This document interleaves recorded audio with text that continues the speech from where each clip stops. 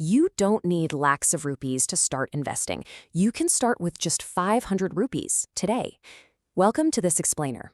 Look, if you've been sitting on the sidelines, kind of feeling like investing is way too complicated or that it's an exclusive club only for wealthy experts, you are in the exact right place.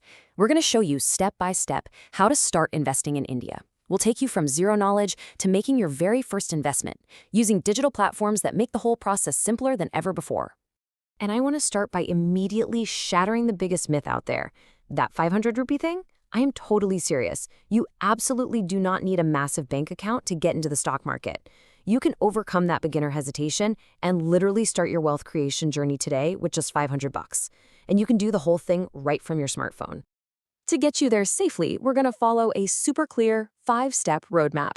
We'll cover accounts and broker apps, verification and adding funds, what to invest in, placing your first order, and we'll wrap up with mistakes and mindset.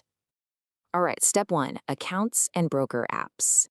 To legally invest in stocks here in India, you literally just need a specific trio of accounts. First up, your normal bank account, just to move your money in and out. Second is a Demat account. Think of this like a highly secure digital vault where your shares are actually stored. And third, the trading account, which is basically the interface you use to actually buy and sell those stocks on the open market. Now, the incredible thing is how ridiculously accessible this all is today. You don't have to walk into a bank branch at all. You can open both your Demat and trading accounts together through awesome digital platforms like Zerodha, Grow, or Upstocks. You just want to look for platforms that give you low brokerage fees, a super easy-to-use interface, and solid customer support. Moving right along to step 2, verification and adding funds. To actually open that account, you've got to complete your KYC, know your customer. But it's so incredibly simple. You literally just need your PAN card, your Aadhaar card, your bank details, and a mobile number that's linked directly to your Aadhaar. The absolute best part, zero physical paperwork. The whole shebang is done entirely online. I mean, this really shows you how modern the market is now. Opening an account takes less than 10 minutes. Seriously, it is a completely frictionless process designed to get you up and running almost instantly. Okay, so once you're approved, the final setup step is just funding the account. And it is as easy as using UPI or net banking to seamlessly transfer money over.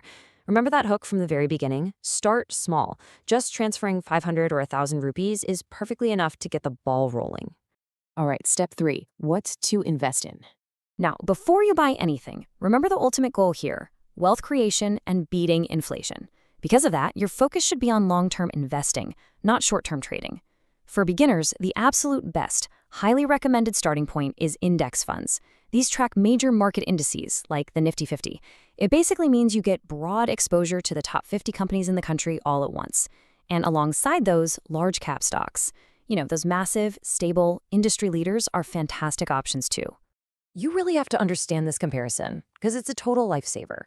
On one side, you've got your safe harbors, index funds and large caps. These represent stable, proven winners. On the flip side, penny stocks and unknown companies. Listen to me, these are extremely risky. As a beginner, just avoid them completely. When you buy a stock, you're actually taking ownership in a business, so stick to the ones that are proven and stable. There's a fantastic rule of thumb to keep in your head. Don't try to be smart, be consistent. You really don't need to outsmart Wall Street or find some secret hidden gem. You just need to consistently put your money into stable, reliable funds over time. Okay, step 4, placing your first order. When you open up your app, the flow is super straightforward. You literally just search for the stock or fund you've decided on, tap the buy button, enter the quantity, like how many shares you actually want to purchase, and then choose your order type. It's incredibly intuitive. Let's just quickly break down that last vital choice on the buy screen, the order type. A market order means you're buying the asset instantly at whatever the current price is right this second. A limit order means you set a specific price, and the trade will only execute if the stock hits your exact number. Honestly, for your very first long-term investment in an index fund, a market order is usually the absolute easiest way to ensure your purchase just goes through instantly. And finally, step 5, mistakes and mindset. You've really got to watch out for these classic beginner traps. We're talking investing without any real knowledge, blindly following random stock tips from the internet, overtrading because you're trying to get rich quick, and panic selling when the market takes a temporary dip. Fear and greed will absolutely destroy your portfolio. You have to base your actions on logic. So, how do you avoid all that emotional chaos? Invest regularly using an SIP approach.